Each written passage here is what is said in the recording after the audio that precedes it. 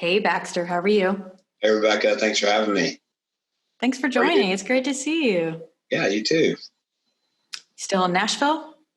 Yeah, still in Nashville. Yeah, hunkered down here, but we're getting through.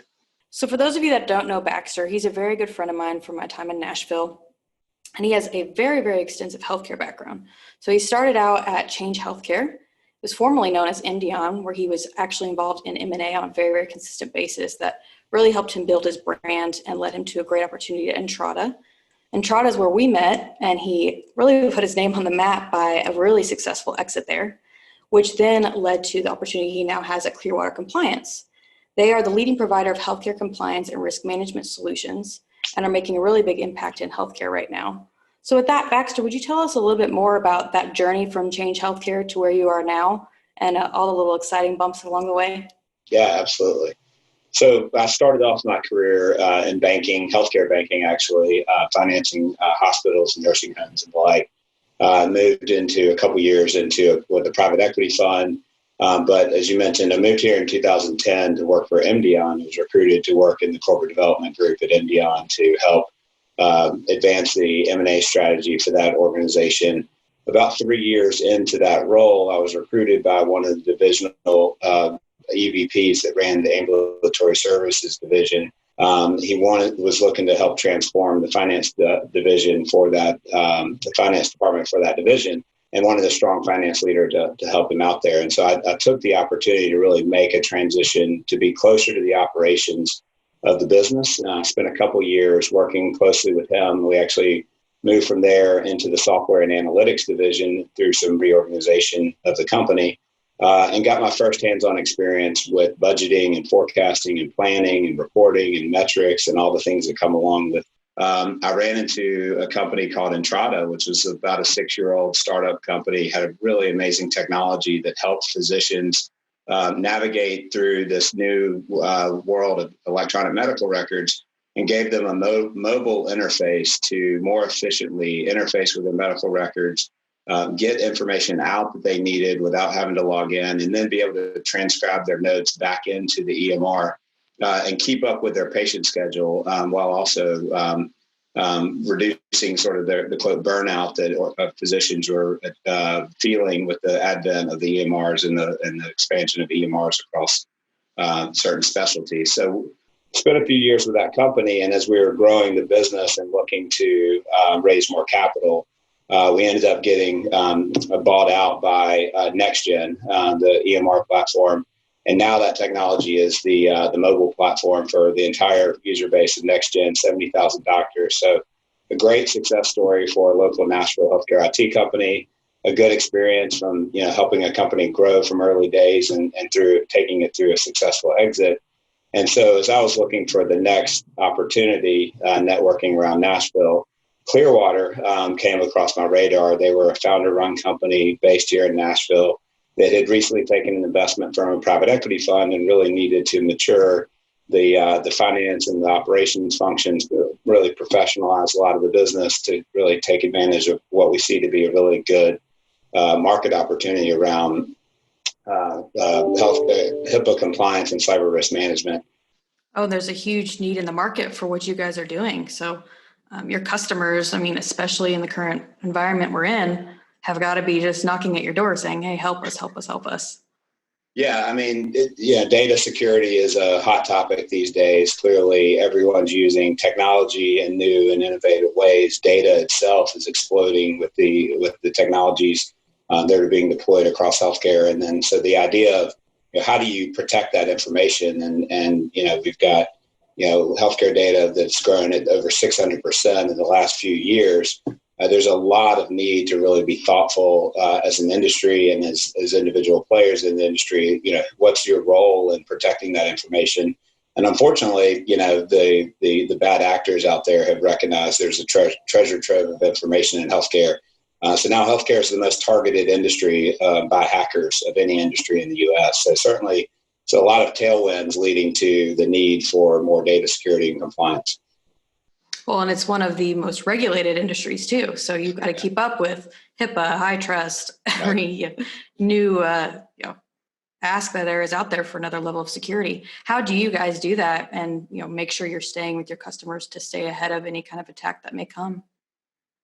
Yeah, I mean, that's basically what Clearwater was founded off of in 2010, was the idea of the enhanced HIPAA regulations that came out of the HIPAA Act.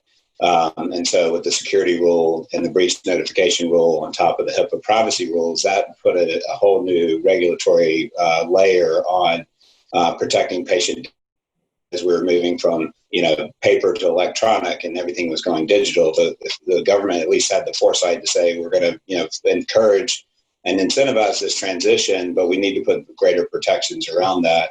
And so from the very beginning, it was, we're going to help organizations meet these new regulatory challenges. So everything from the bottoms up of how Clearwater operates ties back very tightly to the regulatory framework to make sure you're doing things by the book and in compliance with the regulations. So you're a part of digital transformation, which is what we're here mainly to talk about. Yeah. So are your customers usually very open to a lot of these changes, or is there a lot of having to actually help with business changes first before they can really go after making the changes appropriate to meet regulation guidelines? Yeah, I mean, I think, healthcare is kind of slow to change, right? And so it's probably one of the slower industries as it relates to digital transformation and adoption of technology. That certainly accelerated in recent years, and even more so through COVID and the pandemic. And those things don't always align perfectly, right? So a lot of times, the executives and even the clinical folks are pushing for more advanced technologies, while the IT administrative and compliance folks aren't quite caught up with those changes in the business, and that creates a lot of gaps. Which creates risk and vulnerabilities for an organization. That's what we help them try to address is you have a technology strategy, but are you investing in your compliance and security at a similar pace? If not, then your one's going to outstrip the other and create challenges for your business.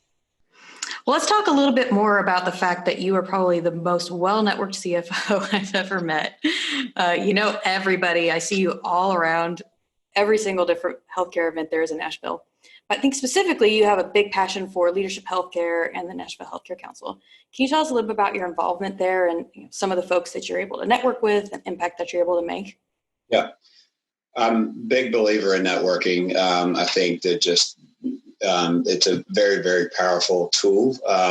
You need to meet with two new people a week, and you can learn so much more from other people's experiences that can help you, and then you can find ways to help them. If you think about that, that's over 100 people a year, right? And so that you can use those connections to help advance your career path, do business deals with, and generally make good friendships. So it's been a great experience so far. That's good. Another question that's kind of got two parts to it. Internally, how do you measure the return on your technology investments? And how do you help communicate that to your customers when they're actually looking to invest in your technology as well? Yeah. I mean, it's all about efficiency for me, right? If you're going to invest in technology, you need to be able to do more with less. And so, healthcare is a challenge industry, but when you layer in security and all the challenges that come along with security, there's just not enough skilled people in the industry that understand and know how to deal with cybersecurity in healthcare.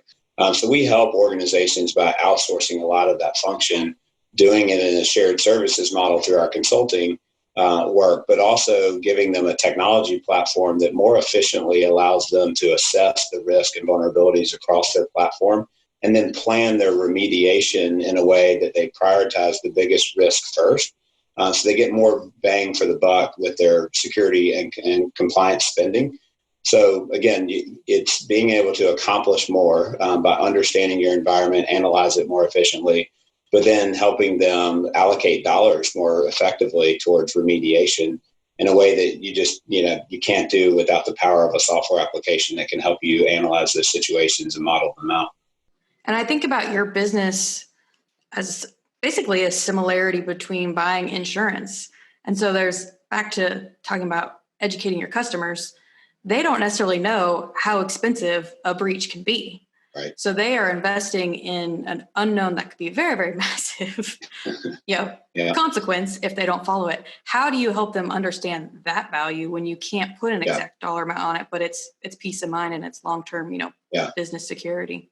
Yeah. And unfortunately, folks just don't know what they don't know. Right. And so I think a lot of earlier stage and growing healthcare companies that don't have leaders that have been through a breach or have the experience really appreciate the risk that their business is undertaking. And as I said earlier, a lot of what Clearwater does is focused on education and really helping them understand the market.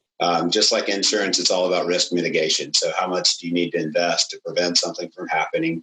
And what would be the impact if something bad were to happen? And that's exactly what our software tool does. It helps you model risk scenarios to understand the threats and vulnerabilities that exist within your organization, and then what the likelihood and impact would be of a bad thing happening. And that's a very eye-opening experience for a lot of people to go through that process and really understand, okay, if we had something bad happen, what would the real impact to our business be? And it's not always financial. It's quite often a massive distraction for the management team. Yeah, and it can be significant for a business. So I think helping them understand those different components of what drives the cost of a breach and the reputational harm that can come along with it. And then, from there, what is prudent to do on the front end to make sure that you're properly protecting your business without going crazy and spending too much money on, no one wants to have too much insurance, right? So we've got to find that balance to help them figure out what the right investments are. What do you see as the main catalyst to have folks actually be able to move forward with you other than the fear factor? Is it a leadership decision? Is it, just they're being forced into it? What is that main catalyst?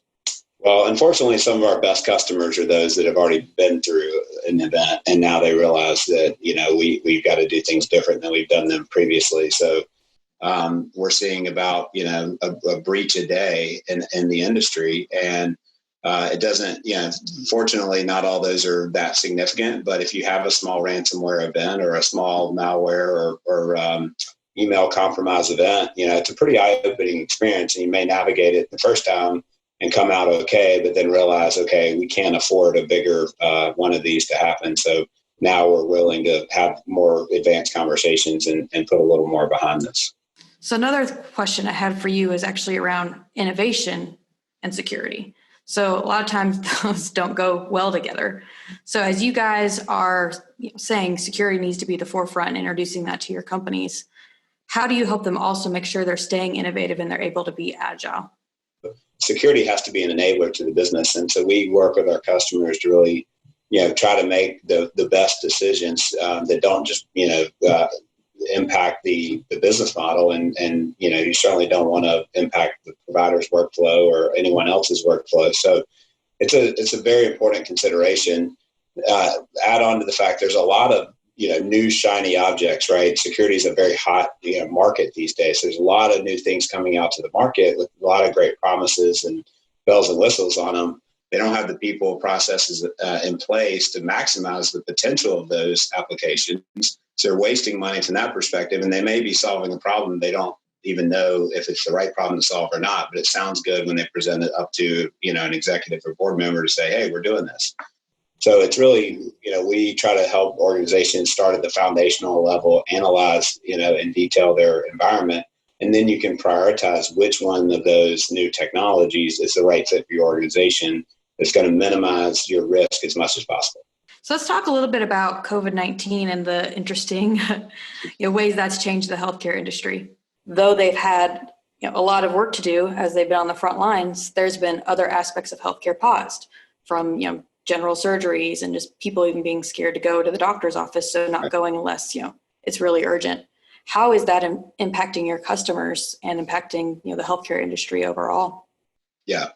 I mean, it's certainly been significant, right? And most of what we do is in the hospital sector. So, and you can see it based on where they are in the country. They've been impacted pretty significantly. So a lot of the work we were doing for a period of time was put on hold as we were it's hard to do a security assessment when you're batten down the hatches and trying to prepare for, the volumes that they were expecting of COVID patients. So what we're also seeing is kind of winners and losers across the market, right? So we're seeing a lot of winners in the ambulatory sector. So we have customers that are ambulatory surgery centers that are doing really well. So we're seeing growth on that side, and we're seeing sort of so much change on the hospital side that it's a need to reassess their compliance and security programs there. So it's been a bit mixed bag. I think the dust is not yet settled on how all this is going to look in the future. I think telemedicine volumes won't be at the same level they were at in April and May forever, but it will be a significant portion of the healthcare industry going forward. No, you're so right. So now I want to switch gears a little bit to more the personal side of your success in your career. I know you went to Vanderbilt. You're really big on education and investing in yourself. What are some things you do on a consistent basis to really make sure you're, a player at the top of your game and can make the biggest impact to groups like Entrada and now Clearwater Compliance? I mean, I think I'm a big believer in just kind of continuous learning. I'm a curious person. I try to read as much as possible. I don't read a lot of fiction. I read a lot of business related books, management, strategy type things, and then I'll always kind of keep a consistent flow of news articles and things related to our business, but also general management type articles and things to stay on top of. And so it's just kind of a continuous process. No, that's great, Baxter. Kind of a question as a follow-on to that. When it comes to being an effective leader and leading your team forward, what do you think is the most important skill to focus on to make the biggest impact? Yeah, I think communication is key, and even over communication, but the ability to communicate concepts in a clear and concise way that folks throughout the organization can understand is critical, right? So if we set goals and expectations, we have to then be able to communicate them out in a way that everyone understands their role and how they play in that in the strategy. And so, I think communication is paramount to an organization's success. And I don't think leaders can ever over communicate. I think there's always a need for transparency and communication in a way that helps everyone make sure they know their role in the organization. And then you'll all sort of be more effective in accomplishing the shared mission. That's good. And I think that belief right there is what's helped you be so successful as a CFO, because you think of communication first and not, again, back to our point earlier of just the numbers and the data, but you think of the story and being, upfront with your team and making sure that everybody understands, what's behind the data and decisions that need to be made. Exactly. Yeah. How do the metrics tie back to the overall business strategy, and what is your role in driving those metrics, and communicating that out to make sure that we're all focusing on a common goal. It's very important and probably underappreciated sometimes in business. Well, thanks again so much for doing this, Baxter. This was a lot of fun. Thanks for having me. This was fun. I appreciate it. Yeah, your input was fabulous, and I hope the rest of your week is really good as well, and that you guys continue to come back stronger after COVID and really make a big impact in healthcare. Is going to continue to change, and they're going to be, I think, more open to your technology as well. You guys can really make a big impact and get your brand out there. Thanks. Well, I really appreciate it. It was good to chat with you today, Rebecca. Thanks, Baxter. See ya.